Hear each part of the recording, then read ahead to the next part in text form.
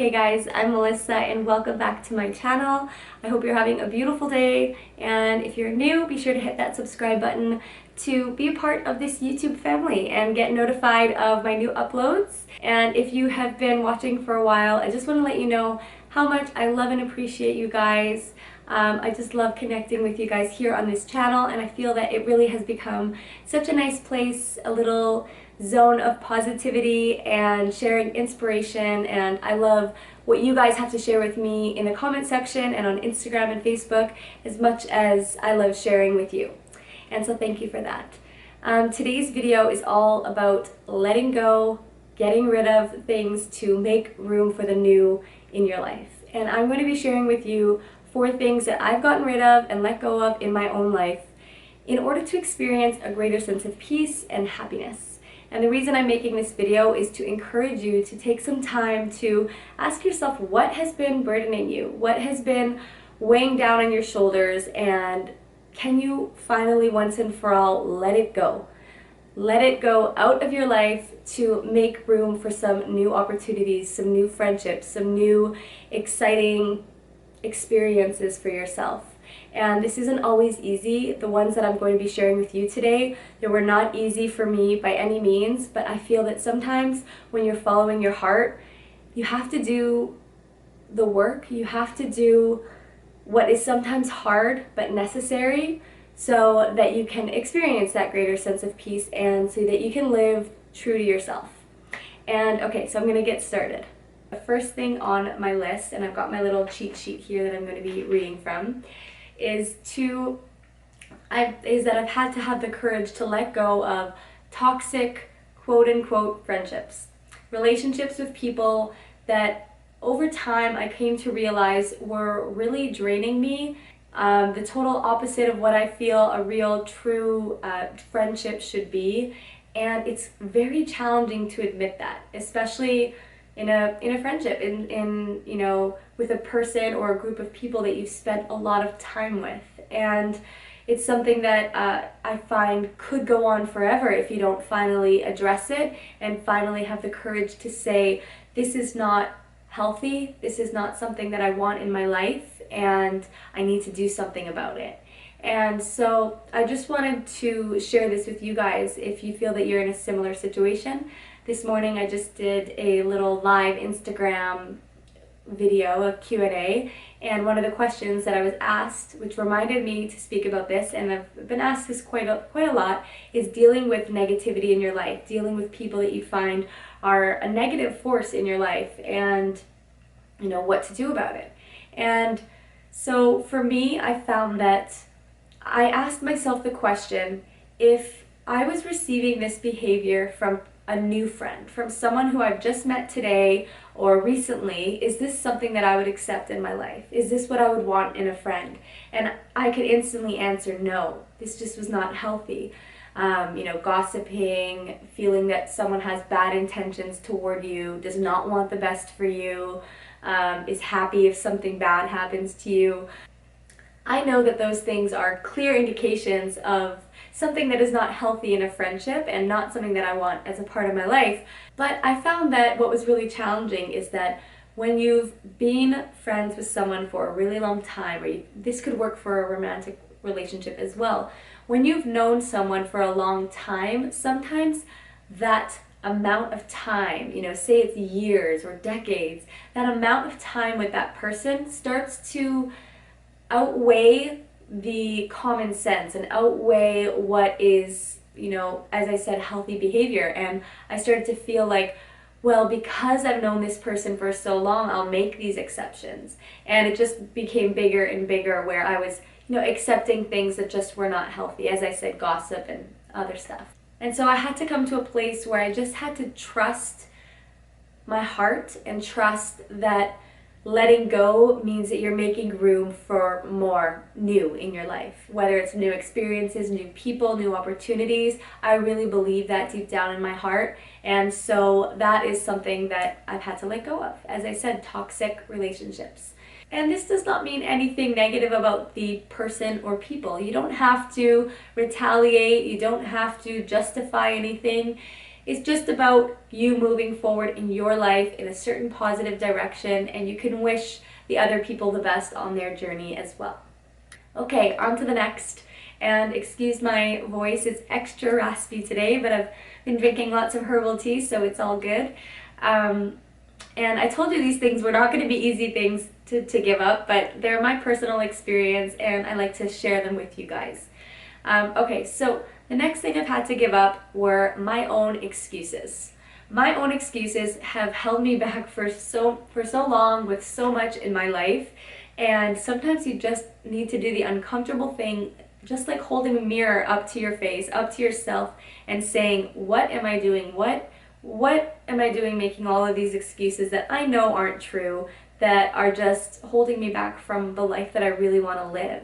And some of these excuses I've shared before about before I made my YouTube channel. It's something that I really wanted to do for maybe 2 years or even 3 years before I made the channel, but I made the excuse of I don't know how. That's one that I've used a lot in different areas of my life, saying I don't know how to do it, so I guess that means I'm not going to do it. When I know the truth is that I can figure out how, that if someone else has done it, I can do it, I can learn how to make it happen, and I've got what it takes. And I would make excuses as far as the YouTube channel with I don't know how to edit, I don't know how to film, I don't know what equipment I need, I don't have the right this, that, or the other. And the truth is they were all excuses, and the sooner I admitted that, the better I was for it.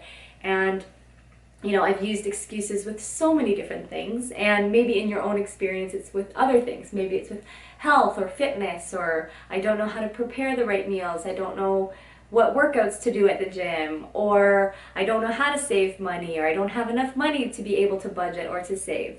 And I find that the sooner you can just be honest with yourself and just say, what is it? Like, why am I making these excuses? What excuses can I identify in my life that have been actually holding me back? And it can be just so freeing to say, wait a minute, those boundaries and barriers and obstacles, they were just me making excuses this whole time. There's something about it that is just like lifting a heavy weight off of your shoulders, and you can put all of that energy that you were using toward keeping those excuses alive and valid to making an action plan and taking positive steps in the right direction toward those goals.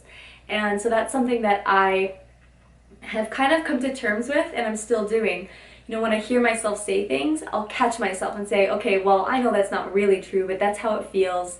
I'm just making an excuse. And so I honestly believe that being willing to admit the excuses that you're making and then let them go, give them up once and for all, can give you so much peace and make you feel so much happier. And okay, on to the third one on my list. Having to be right. The need to having to be right. Honestly, this one contributes to so much frustration in conversations, and it's just so unnecessary. I found that it's almost like, I don't know if you do this, but when you're in a conversation and someone says a fact and you know that that fact is wrong, I used to have the urge to get out my phone and Google it so that I can prove them wrong. And then I thought, why do I do that? What do I get out of that? Why does that feel good to make myself right so that they can be wrong? It doesn't make the person happy. The person's never like, thank you so much for giving me the correct information. Thank you so much for proving me wrong. This made me feel great. I'm happy about that. No, if anything, it was just an ego trip. It was just something that I did to make myself feel, I guess, superior in some way. It was never intentional. But when I look back on that behavior, it's just not something that I want to continue in my life. That's not how I want to be around people. And so I had to really come to terms with, I don't need to be right. And honestly, I think that's another key to my relationship with Alex, is that both of us, if we find ourselves doing that, we kind of both stop ourselves in our tracks and say, okay, what does it matter? Like, who has to be right? Why does that really matter? At the end of the day, like, let's just put peace and happiness above the need to be right, and it just feels good to do that. And so I find that sometimes I'll still catch myself, but if I just pause before I speak, before I respond, and ask myself, is this going to contribute to happiness? Is this going to bring down the energy of the conversation and make people feel bad, or is this going to contribute in a positive way? Just asking myself those questions, just thinking before I speak, has really, really helped me. And so that's why I've come to terms with letting go of the need to be right, and it just feels right. All right, last but not least on my list, and as I said, these things are not easy things that I just one day decided and I was perfect at it from here on out. No, they're things that I decided to work on and have, taken the time and the effort and the energy to improve upon them and to let them go from my life as best as possible. Okay, so the last one that I wanted to share with you is, and this is a good one, letting go of complaining. Now, I know this is easier said than done, so I kind of have a rule. This is just something I made up. I said, I let go of complaining about the same thing more than once. If something is on your mind and you really want to let it out and you want to express it and get those feelings out, then I think for me, saying it once is valid. Saying it once is just to be able to let that energy out and let it go. But I found that when I would complain about the same thing repetitively over and over and over again and turned it into a form of a conversation, I don't know if you could relate, but getting together with your coworkers or getting together with certain friends or family members, and you have the same things that you complain about with that person, as though like that is just the normal topic of conversation for you, I just realized I don't want to do that anymore. And if there's something that I'm complaining about that much, I need to either do something about it or find a way to enjoy it because it's going to be a part of my life. And for example, when I was at my last job at the travel agency, I wanted to have work where I felt I could be more creative and where I could, help people in the way that I'm helping people now and express myself and share positivity with others. And I found myself complaining about the work that I was doing because it wasn't that. And it just almost got to a place where I thought, well, I'm either going to have to do something about this and leave and do something else, or come to terms with what I'm doing and find a way to enjoy it. And so I kind of did a bit of both. I decided that I would quit my job, but in the meantime, I was still going to be saving up money so that I could do that. And then in the meantime, I just came to terms with, this is where I am right now. I'm not going to complain about it anymore. This is not doing anything. It's not getting me any closer to my goal. So I'm not going to complain about it anymore. And I actually really enjoyed the last few months that I worked at that job. And I just find that complaining is something that can be really addictive. And it's, to stop complaining is like to give up a habit, almost like to give up an addiction. And you really do have to think before you speak, because sometimes it's almost like the complaint comes out of you, and then afterward, at least for me, and then afterward I think, oh, why am I complaining? That didn't feel good. Why am I burdening other people with the things that I've been complaining about, the same things over and over and over again? And so it's a lot of work. It can be a lot of work, but it is worth it. I find that when you stop complaining, you free up your time and energy to focus on the good, to notice the good, to focus on gratitude, to focus on what you do want to experience. And as with anything, practice makes it easier. Practice makes it more natural and like a natural habit. And before you know it, complaining will be a thing of the past and will not be your go-to topic of conversation. Alright, that's it for this video. I hope you guys have an amazing day. Be sure to give me a thumbs up if you enjoyed watching it, and subscribe to my channel for more videos from me. If you're not yet following me on Instagram, it's at MelissaAlexandria01. I post daily Instagram stories videos with little positive quotes and lots of other fun stuff on there. And I'll see you guys next time. Bye!